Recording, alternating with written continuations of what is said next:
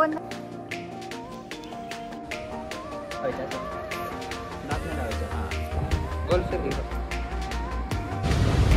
सगळं शांतता व्हायला सुरुवात झाली आता.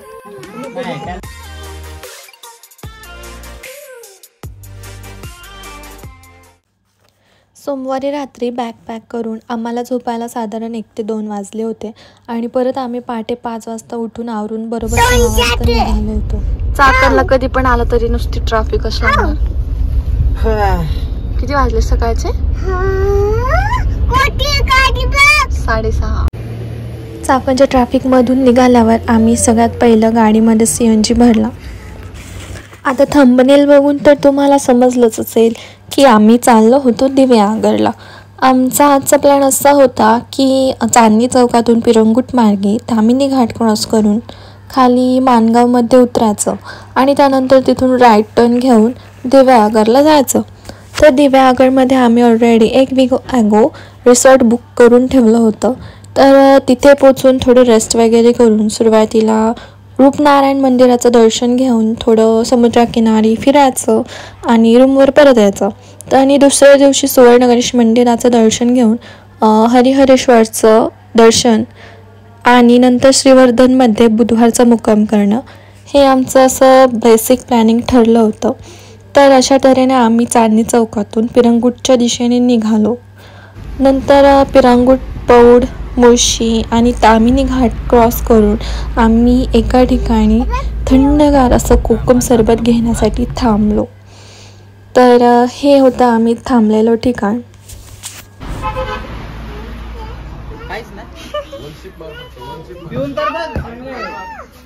नंतर आम्ही कोकम सरबत घेऊन निघालो. ते डायरेक्ट माणगावमध्ये आम्ही राईट टर्न घेऊन थेट दिवेआगरच्या दिशेने निघालो. पुण्यातून कोकणात जायचा तामिनी मार्ग रस्ता अतिशय सुंदर आहे आणि व्यवस्थित आहे. कुठेही खड्डे वगैरे नाही आहेत, त्यामुळे आम्हाला प्रवासाचा कसलाच त्रास झाला नाही. दिवेआगरमध्ये पोचल्यावर इथे 20 रुपयाची पावती असते, तिथे 20 रुपये पे करावे लागतात. आम्ही पे केल्यानंतर निघालो आमच्या रिसॉर्टच्या ठिकाणी. कोकोनट फ्लाय हॉलिडेज हे आमच्या बुक केलेल्या रिसॉर्टचं नाव होतं. आमचा चेक इन टाईम बरोबर 12 वाजताचा होता आणि आम्ही बरोबर 12 वाजता तिथे चेक इन केलं. का चांगलं नाही?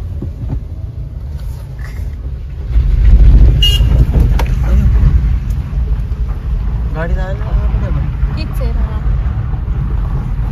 आतमध्ये हे आहे ना सगळं मोर छोटे छोटे मोर. कुठे बघ कुठे बघ.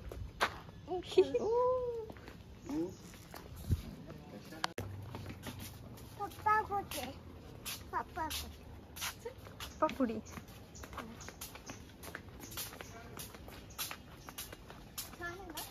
मस्त.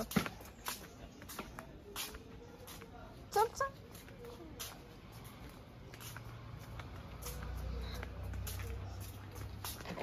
हे बघ घोडा. घोडा हे बघ.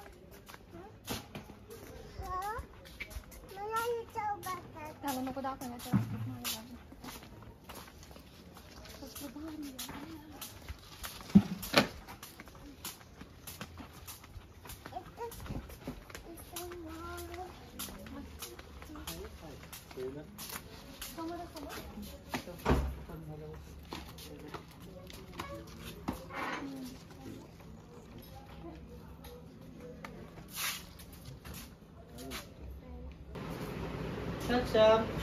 आला का तू?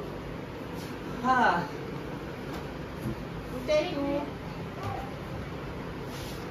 फायनली आम्ही 4 तास प्रवास करून पोचलोय जिथे आम्ही रिसॉर्ट बुक केलं होतं तिथे.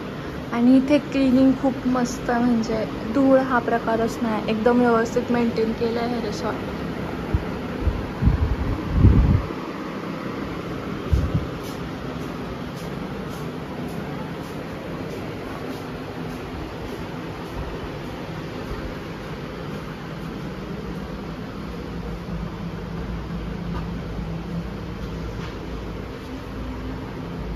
इथे ब्रश ठेवायला दिलाय, ग्लास.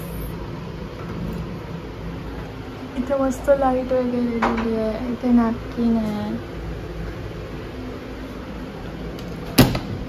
आणि वॉशरूम पण खूप छान मेंटेन केलं. गीझर वगैरे चालू आहे.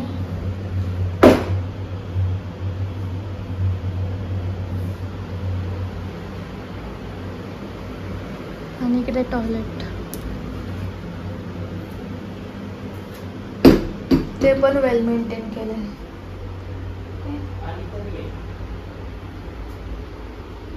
इथे एक्झॉस्ट फॅन दिलाय. चप्पल पण दिलाय रूम मध्ये आणि डस्टबिन दिलाय. खूप क्लीन आहे ना.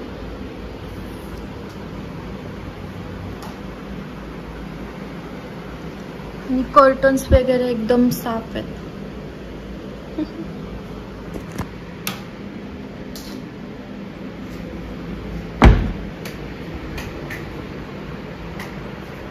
इथे किटले दिले आणि ग्लास. मी करणार ना.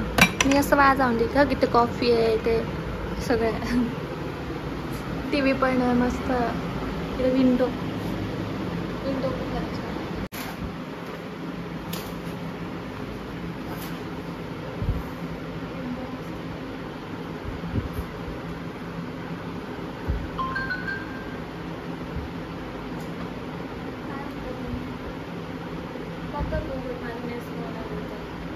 आणि कपाट आहे सोफा.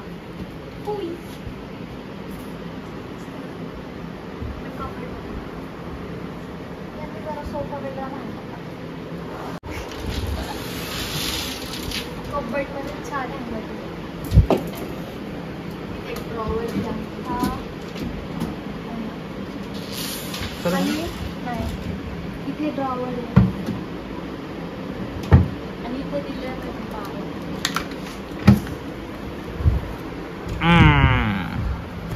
सगळं मागू शकतो आपण. हा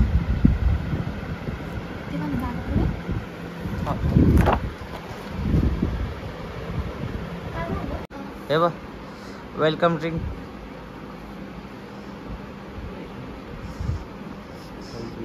लेटेस्ट घे ना. चीयर्स. सक्षम ज्यूस ज्यूस ज्यूस. कसं आहे? सक्षम ज्यूस घे ना. तुला मॅचिंग घे. Red red red. चीयर्स करू आपण. चीयर्स. ठीक आहे. चीयर्स. मला नाही केलं तू. यम्मी. कसं आंबट आंबट आहे. आंबट.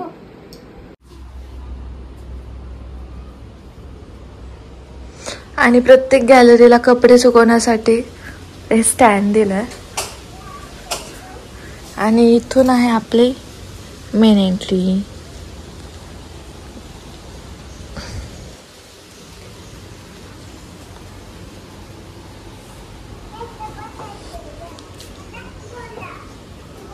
आणि इकडे सुपारी आणि नारळाची बाग आहे. आणि पूर्ण एरिया हा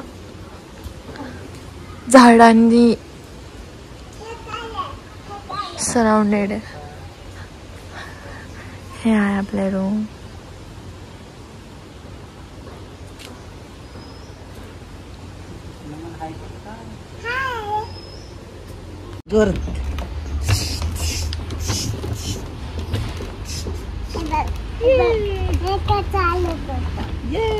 असं का तू कर असं.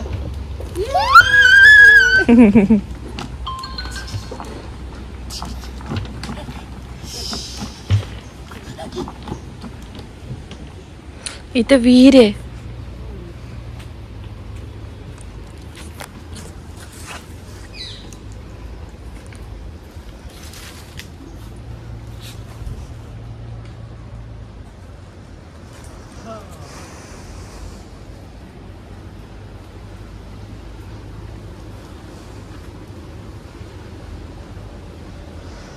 इथे केळीचे पण झाड आहेत. पूर्ण झाडच झाड नुसते. हे बघा इकडे हा आहे फर्स्ट रूम. त्याच्यासाठी पण इथे एक छोटं गार्डन आहे. हे बघा, म्हणजे प्रत्येक रूमला डायनिंग टेबल असा छोटा आणि हा छोटा प्रायव्हेट एरिया.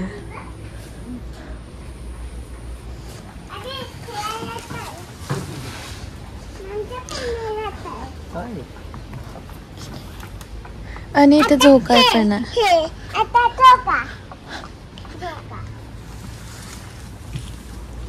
हे मोठ्या माणसासाठी, हे लहान मुलांसाठी. आणि इथे चिखल आहे, सध्या ओललं आहे, पाणी मारलंय. आणि इथे तुम्ही बर्थडे सेलिब्रेशन करू शकता डेकोरेशन करून. खूप सुंदर असा प्रॉपर्टी आहे ही.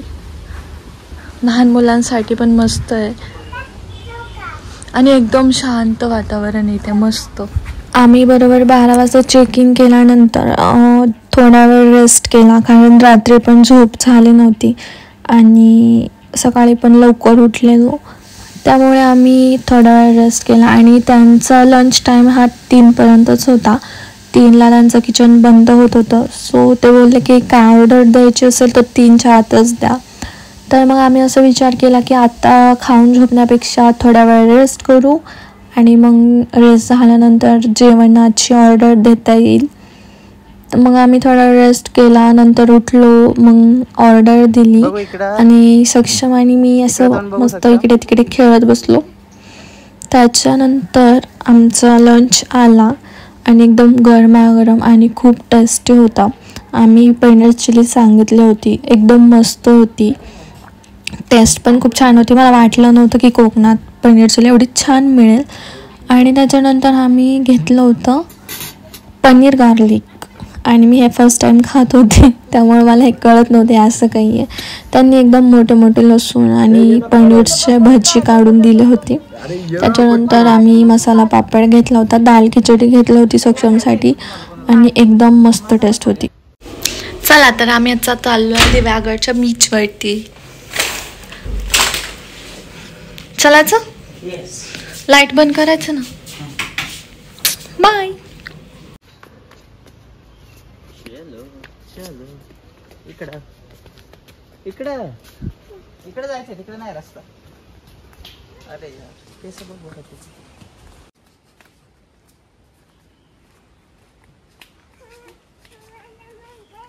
मम्माला पकड.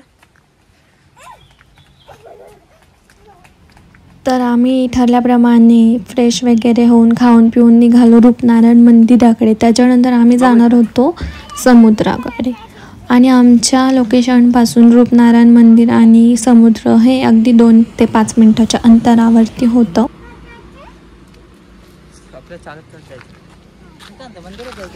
तर हे आहे रूपनारायण मंदिर. मी बऱ्याच वेळा इथे येऊन गेले आहे, म्हणजे लग्नाच्या आधी आणि लग्नानंतर पण हजबंडसोबत मी फर्स्ट टाईम आले होते.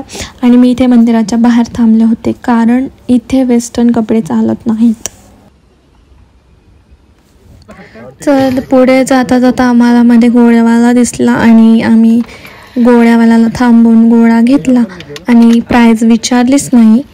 तर त्यांनी आम्हाला गोळा बनवून दिला सगळ्यात पहिलं. आणि आम्ही विचारलं की कितीला आहे, तर त्यांनी डायरेक्टली सांगितलं की 50 रुपयाला. आणि आम्ही नंतर सगळ्यांनी गोळा घेतला आणि नंतर बघतो तर त्यांच्याकडे छोटे ग्लाससुद्धा होते. म्हणजे किती छान गंडवलं आम्हाला त्यांनी.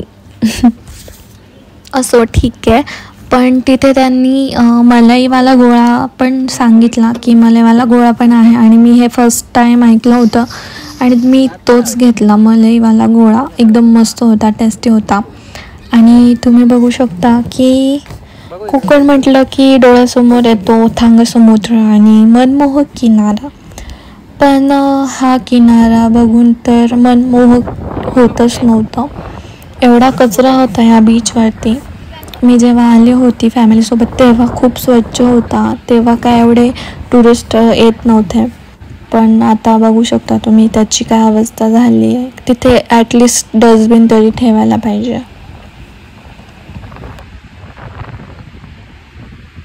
काय खेळता तुम्ही? माती खेळता? चला ट्रक आली, माती भरा. चला चला माती टाका, आम्हाला माती पाहिजे.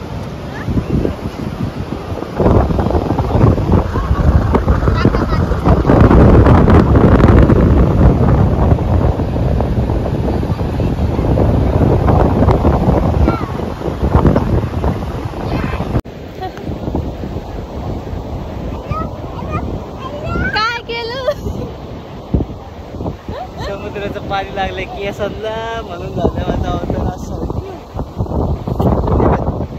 चला आता पाहिला थांब ना थक्ष बांधूया. पाण्यामध्ये पण एवढी घाण होती की पाण्यात जायची पण इच्छा होत नव्हती. त्यामुळं आम्ही काय सक्षमला पाण्यात जाऊ दिलं नाही, रेतीतच खेळू दिलं. आणि आम्ही सुद्धा पाण्यात पण गेलो नाही आणि पायसुद्धा भिजवले नाही, एवढं घाणेरडं पाणी होतं ते. आणि हवा पण इतकी सुटलेली होती आणि सनसेट होणार होता पण की आम्हाला मूडच नव्हतं सनसेट बघायचं, की तो बीचमुळं आमचा सगळा मूड गेला होता. आणि नंतर थोडा वेळ सक्षमसाठी आम्ही थांबलो. तुम्ही बघू शकता किती घाण आहे, अजिबात स्वच्छता नव्हती तिथे. वॉटर ॲक्टिव्हिटीज वगैरे भरपूर आहेत पण पाण्यात खेळण्यासाठी ही जागा अजिबात चांगली नाही आहे. नंतर आम्ही सनसेट न बघताच निघालो रिटर्न रूमवरती. तर हे दोन होते उंट, एकाचं नाव बाबा आणि एकाचं नाव काहीतरी होतं. इथे गाड्या वगैरे सगळे राईड्स होते, आम्ही कोणतीच राईड नाही केली. त्याच्यानंतर आम्ही जात होतो रस्त्याने आणि इथे बघा फोन नंबर वगैरे आहे सगळे वॉटर स्पोर्टचा, तुम्ही घेऊ शकता तो नोट डाऊन करून. तर हे कोकणच्या साईडला नुसते हिरवेगार झाडं, आंब्याच्या बागा, नारळाच्या बागा, काजू, फणस, सुपारी यांच्या बागा आणि एकदम शांतता. आणि कोकण म्हटलं की प्रेमळ माणसं असतात, समाधानी आणि प्रेमळ, या सर्व गोष्टी आपल्याला कोकणात बघायला भेटतात.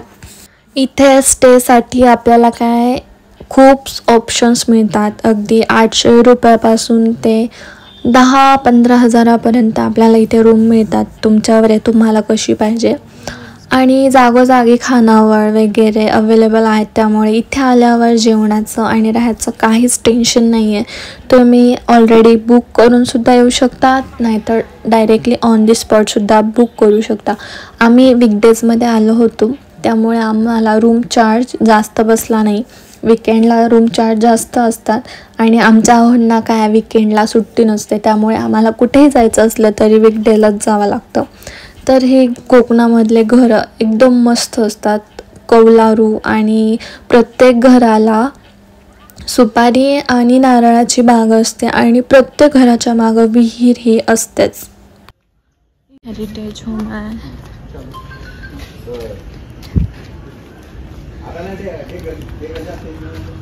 इथे राहण्याचा काहीच प्रॉब्लेम नाही, जागोजागी तुम्हाला खूप सारे ऑप्शन्स मिळतात.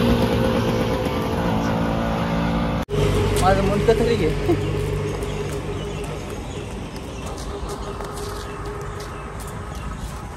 अशा तऱ्हेने मी आता चाललेलो आहे बॅक टू रिसॉर्ट.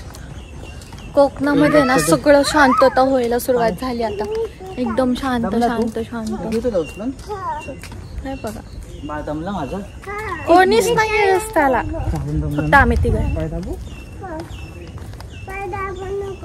बघा ग्रँड स्ट्रॉंग आहे ना, इकडे पण एक रिसॉर्ट, मोठा रिसॉर्ट. इकडे सुद्धा रिसॉर्ट आहे बघा. तिकडे जाल तिकडे तुम्हाला प्रत्येक ठिकाणी जागोजागी तुम्हाला राहण्याची आणि जेवणाची व्यवस्था आहे आणि एकदम बजेट फ्रेंडली आहे. होमस्टे 800 पासून चालू आहे. कसले माहिती बघा, पूर्ण बागच बाग. इथे प्रत्येक घराला सुपारीची बाग आणि नारळाची बाग आहे, त्याला वाडी बोलतात. वाडी.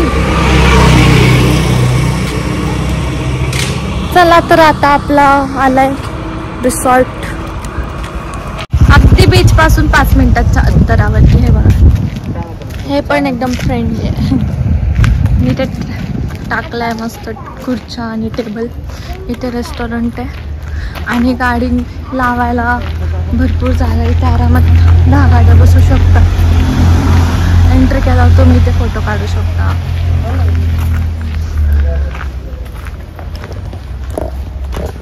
संध्याकाळचा व्ह्यू किती मस्त आहे.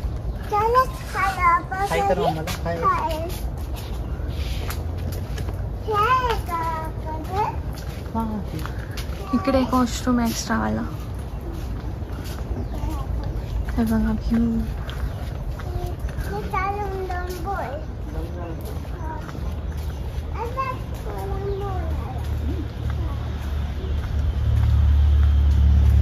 विहीर.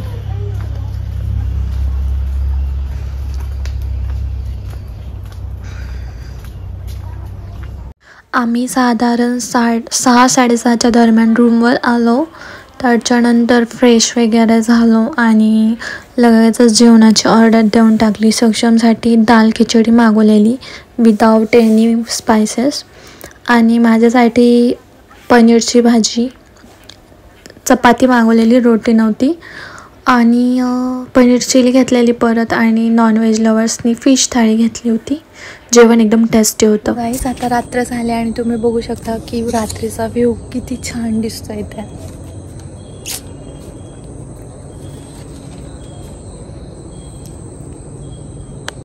तर हा आहे आपल्या रिसॉर्टचा नाईटचा व्ह्यू आणि अशा प्रकारे आम्ही आमच्या ट्रिपचा पहिला दिवस स्पेंड केला. जेवण वगैरे एकदम छान मिळालं आम्हाला इथे. तर आता मी हा व्लॉग इथेच थांबवते. भेटूया आपल्या पुढच्या व्लॉगमध्ये. पुढचा व्लॉग शेवटपर्यंत नक्की बघा, लाईक करा, सबस्क्राईब करायला विसरू नका.